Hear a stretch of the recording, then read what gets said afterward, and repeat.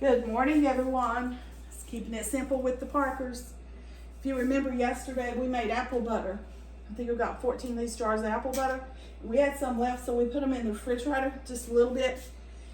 And I was going to make some biscuits to go with my apple butter. So it takes 2 cups of all-purpose flour. I used white lily. You can use what you want to use. It takes 1 tablespoon of baking powder. That's easy done. And it takes 1 tablespoon of sugar. So that's where I'm at now. I have everything else already in my bowl, or so far. Okay, there's my sugar. Okay, 1 teaspoon of salt. Now I already have it here ready to go. Oops, come on, sugar, or salt. Okay, there's my salt. Okay, and then you just sort of give that a toss, mixing it up just a little bit, all the dry ingredients. Now, the next, you cut in 6 tablespoons of unsalted butter, okay? Unsalted. So, it's always marked on your butter if you're not aware of that. This is 4, and it said 6, so we're gonna have to use this as well. Now, I kept my butter cold until I started because it suggests you do that. And because you're cutting it in with the pastry cutter, I go ahead and cut mine a little bit to make it just a little easier. Just a little bit. And that way it doesn't take near as long to do that. So when I get this in, I'm going to cut it with the pastry cutter, and I have that way here. I'll show that to you. That's the handiest little thing. I used to try to use a fork, and you could do it, nothing wrong with it. Just took a little longer, a little harder. Other than that, it worked just fine.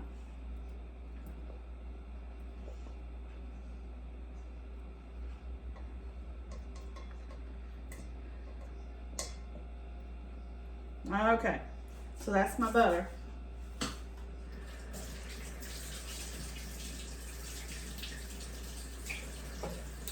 Soap to get that butter off.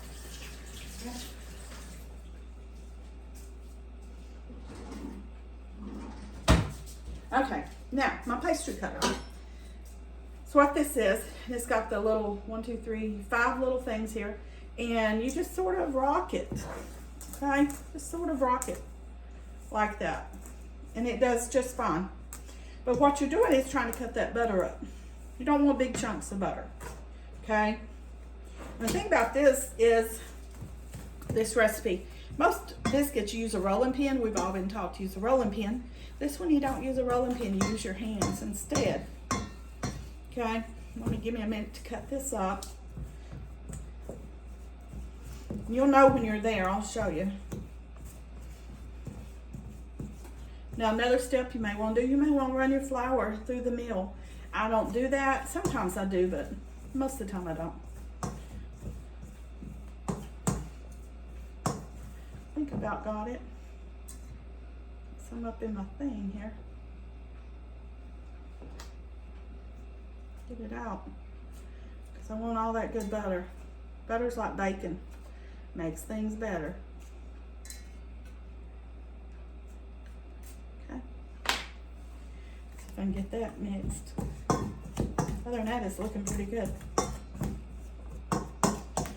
Okay. If you haven't watched the apple butter video, I'll show you what it looks like. Now, I didn't show you how to, or the peach butter. I didn't show you how to do it, but if anyone's interested and would like to see that, I'll be glad to video that. It wasn't really hard, but it did take a little while to cook them. And really, you're just babysitting them. You're not going to have to stand right over them. Okay.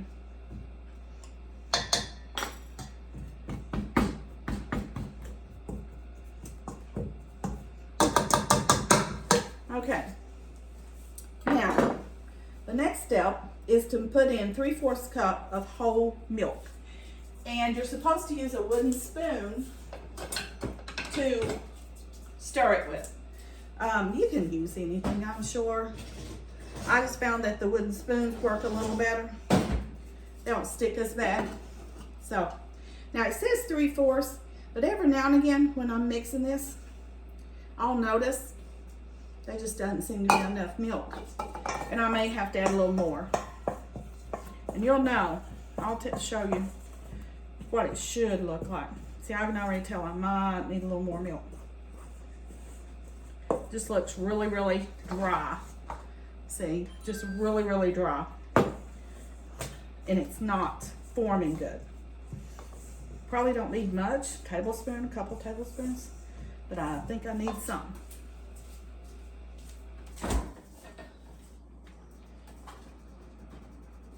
We have to remember to shake our milk up when we get farm milk. So it's raw milk. So you have to shake it up pretty good. Let's see how that does. Let's see how that does. I think that'll do it. Okay. Now if you get it too wet, you're like, oh, I added too much. Add a little more flour. It'll be just fine. Biscuits are forgiving. So you can just add a little flour. Just add a little bit of flour.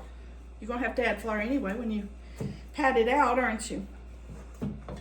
Okay, now I don't use a rolling mat. I had one years ago, but I just don't use that.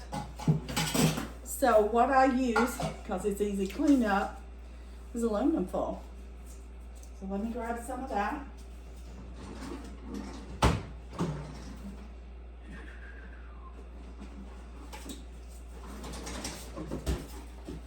I just put it on aluminum foil, just as easy. And I already got my pan ready. Got my biscuit pan. And I sprayed it with Pam.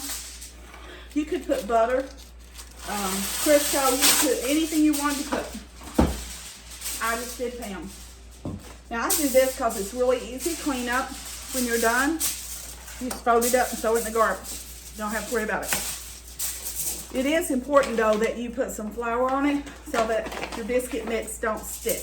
So I'm just putting a little flour, and I am messy doing this. Okay. Now you're gonna have to put some flour on your hands too, or that dough is gonna stick to you. I don't think you want that. Icky. Okay, so let me get my mix out, my dough.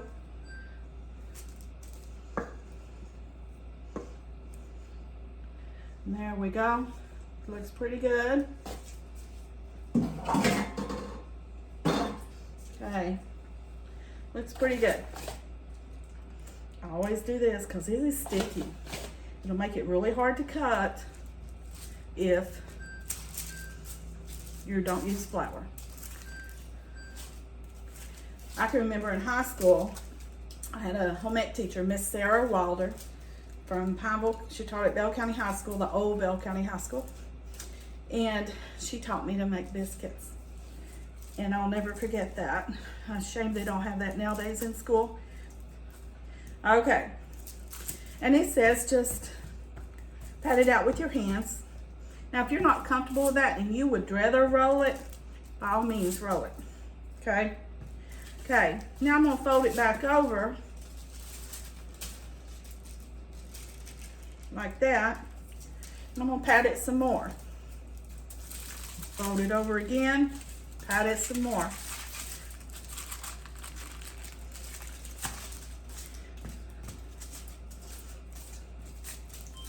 Okay.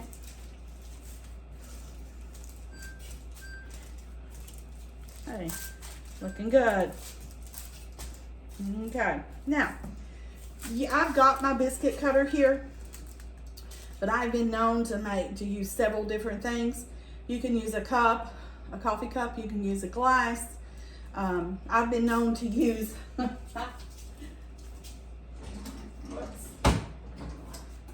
one of these, a ring for a canning jar, because it gives you big biscuits. And my husband likes big biscuits. So sometimes I've been known to use one of those. And I'm gonna lay it on my pan. Now, I like to put my biscuits close together. Not touching, but almost touching. And that way, to me, they just get fluffier, they get bigger. Okay, so that's 2. This is a small recipe. And you gotta remember, these are big biscuits too. These are the largemouth, that's a largemouth ring. So it's a big biscuit. Okay. And they only bake 12 minutes. And when they come out, as soon as they come out, while they're still good and hot, I like to put butter on top of mine.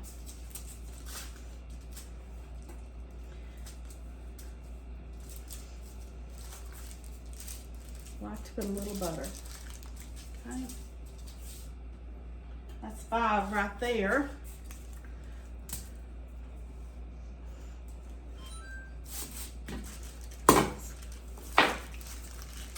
And that is 6. Okay. That is 6.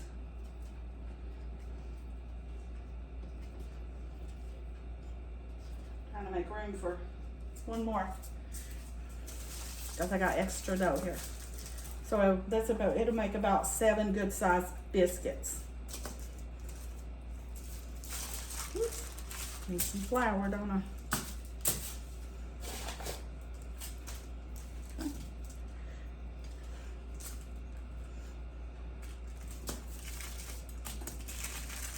Okay, so that's 7. Actually, could probably get another one on there. This one won't be as big.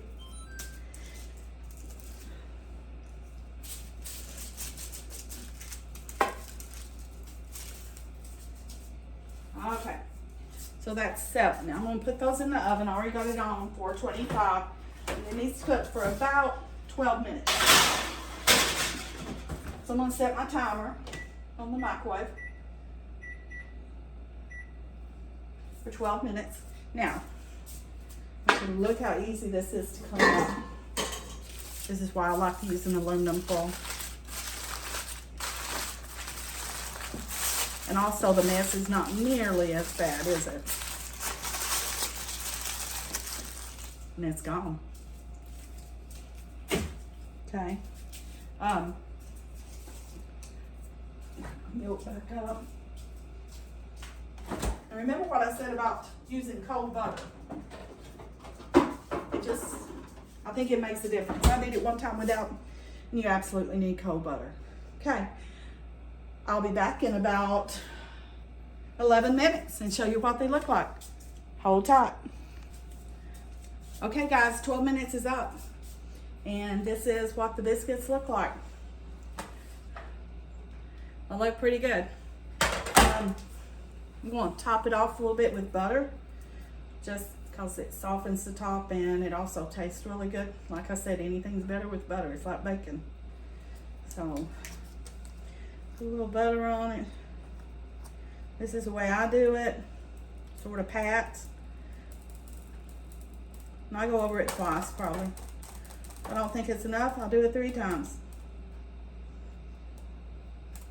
Now, one thing you could do is, and I probably will make another batch and do this, is before you bake it, put it on a pan in the freezer, freeze them for about 3 hours, then take them out and put them in a freezer container or use your freezer saver. And then you can pull them out at any time, pop them in the oven. I think it was 325. Now, because they're frozen, it will take like 15 to 19 minutes instead of the 12. This is 12. I did not adjust the time. But you could do that. And that way you have biscuits already done whenever. You could even double the recipe and make, how many is this? 4, 6, this is 8, be 16 biscuits. Now, I will let these cool off. Obviously, I'm not going to eat 8 biscuits. But I'm going to put the rest of them in the refrigerator. That will be, my husband might want one. My son might want one. I might want one tomorrow morning. Okay. And I'm going to show them to you.